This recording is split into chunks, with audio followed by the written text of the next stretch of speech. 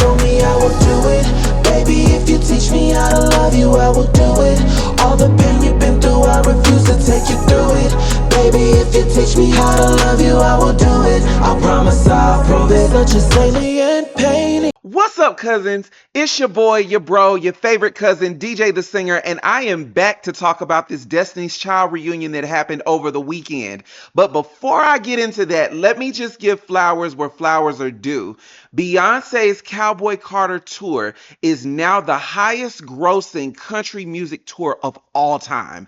For a black woman that they didn't even want in country music to begin with, that is a huge accomplishment. Beyonce dropped this Cowboy Carter album on her own terms, toured on her own terms, and literally reclaimed a genre that was stolen from us. So big ups to B. Before I get into talking about this reunion, if you're a returning cousin, welcome back. If you're brand new here, go ahead and hit that like button, hit that subscribe button, turn on your notifications so you can be the first to be notified when I drop new videos, and share this video if you care. I remember watching Destiny's Child from the very beginning. And I'm not talking about writings on the wall. Some of y'all were introduced to them when they came out with Survivor. I remember the self-titled debut. I remember when Destiny's Child hit the scene with the slow version of No, No, No. Oh, I know you want me, I can see it in your eyes. But you keep on fronting, won't you say what's on your mind? Yeah, Beyonce, Michelle, Latavia, and Latoya, when they hit the scene, it was game over. We had other girl groups. There was In Vogue. There was TLC, but there was Brownstone. But it was something special and unique about Destiny's Child. And we literally have watched Beyonce become Beyonce as we know her now. Before the solo albums, before the movies and just everybody breaking off into their own solo paths, there was No, No, No, there was Bugaboo, there was Bills. Like it was a whole era. So to see Destiny's Child reunite at the very end of this Cowboy Carter tour, let me tell y'all something. One thing about Beyonce, y'all say what you want about her. Beyonce is going to find a way to incorporate her girls. She is going to find a way to incorporate the children of Destiny. And that's exactly what she did. The set list included some of their most notable hits: Independent Women, Bootylicious. It was a moment for the culture. We've all been asking for it. We've all been waiting to see it. We've seen them reunite at Beyonce's Super Bowl performance. We saw them at Coachella. We've seen them at all of these different events in all of these different settings. And for them to come back together in 2025 for the final night of this Cowboy Carter tour, that was something monumental. Talk about breaking the internet. I just had a conversation with a friend of mine over the weekend, and I was asking, if Destiny's Child were to come back as a group in 2025, 2026, would they sell? And the answer was an undeniable, unquestionable yes.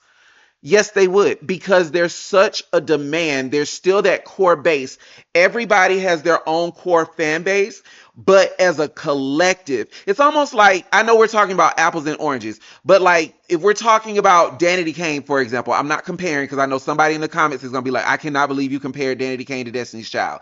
But if you have those five, individually, they all have their own separate fan bases, but together they're a force. It's the same thing if we're talking about TLC or any other girl group. Individually, these women have their own core fan bases, but as a unit, they're a force that can't be touched, that can't be disputed.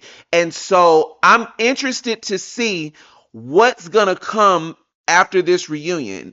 What is going to come after this Cowboy Carter tour? And so I kind of want to leave the floor open.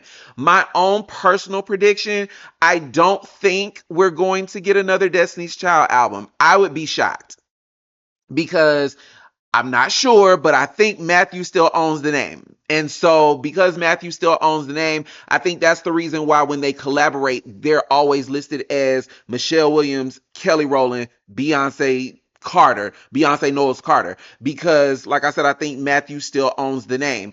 Even if you look at the credits for Michelle's album when they did Say Yes, or Kelly's album Talk a Good Game when they did You Changed, they were listed as their own individual names, not Destiny's Child as we know them. So I think Matthew still owns the name. I don't know anything about their personal situation. I would love to see another Destiny's Child album in this lifetime. I would love to have another Destiny's Child takeover, a tour. I would love a documentary, reality series.